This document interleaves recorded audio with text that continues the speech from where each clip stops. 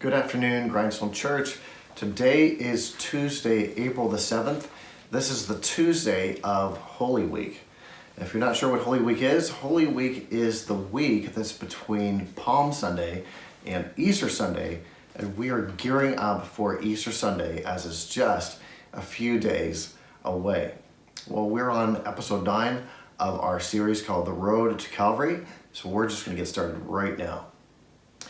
Today we continue to trace the unfolding of the last week of the life of Jesus Christ.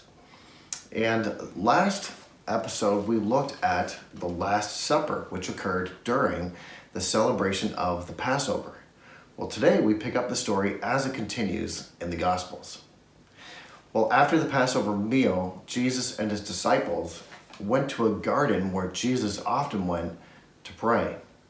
This was a place called Gethsemane. This is on the Mount of Olives. It's a garden that's just outside of the city of Jerusalem. Now, one of the compelling aspects of Christianity is that it is deeply rooted in our world's history.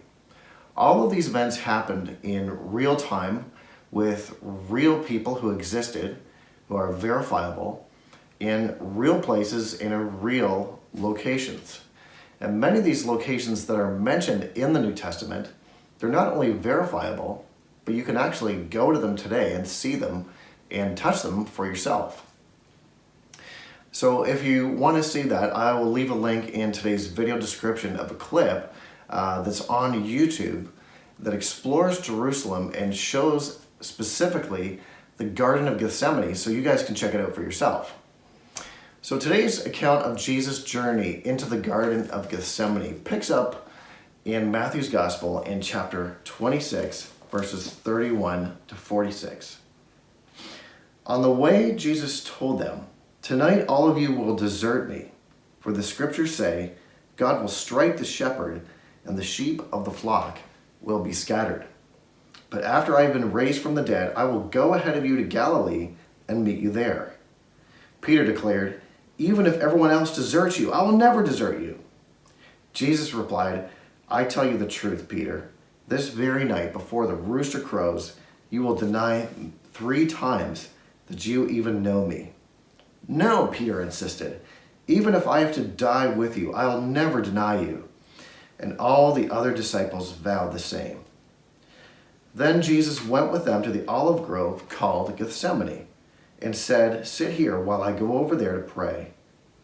He took Peter and Zebedee's 2 sons, James and John, and he became anguished and distressed. He told them, "My soul is crushed with grief to the point of death. Stay here and keep watch with me." He went on a little farther and bowed with his face to the ground, praying, "My Father, if it is possible, let this cup of suffering be taken away from me. Yet I want your will to be done, not mine." Then he returned to the disciples and found them asleep. He said to Peter, "Couldn't you watch with me for even 1 hour? Keep watch and pray so that you will not give in to temptation. For the spirit is willing, but the body is weak." Then Jesus left them a second time and prayed, "My Father, if this cup cannot be taken away unless I drink it, your will be done." When he returned to them again, he found them sleeping, for they couldn't keep their eyes open. So he went to pray a third time, saying the same things again. Then he came to the disciples and said, "Go ahead and sleep, have your rest. But look, the time has come. The Son of Man is betrayed into the hands of sinners. Up, let's be going. And look, my betrayer is here." You know, this is a heartbreaking section of the Bible as we pick things up in this story here. Jesus has healed people, he's helped people, he's served people, he's preached the gospel to people, he's loved people dearly, he's brought a man back from the dead, he's put families back together, he's taken care of so many people and helped them. And here we see Jesus, after he has done so much for so many people, and he's at a place where he needs somebody to help him, and then that help doesn't come. The help, the friends who were close to him, who had seen him do all these things, they fell asleep when he needed their help. And it's interesting that as Jesus is on his way to the cross to deal with our problem of sin, as he's on his way to have his body broken, here in this story, in this moment, he has his heart broken. And in spite of all this, he continues with his resolve to continue walking, moving towards the cross, even as he struggles and yet submits to do the will of his Father, because he knows that this is his purpose for which he has come, to die and to save humanity and to pay for their sins. You know, our memory verse today is 1 John 4:10, which affirms this, and it reads, "This is love, not that we loved God, but that he loved us and sent his Son as an atoning sacrifice for us." God took the first step in rescuing us. God took the first step towards us, to reach out to us in relationship, to save us. You know, something that we're meant to see when we open up the Bible and we start reading it is to see ourselves in the characters that we see in the Bible, is to see ourselves in the people that we read in these stories. And so often we find ourselves just like them. We're just like the disciples. We fall asleep instead of praying, or we find ourselves thinking that we're too busy for him. Instead, we need to move much more quickly to prayer when we get anxious, when we feel distressed, when we feel need or we feel worry. And we must consciously stop and give our problems over to God, give our fears to him as well.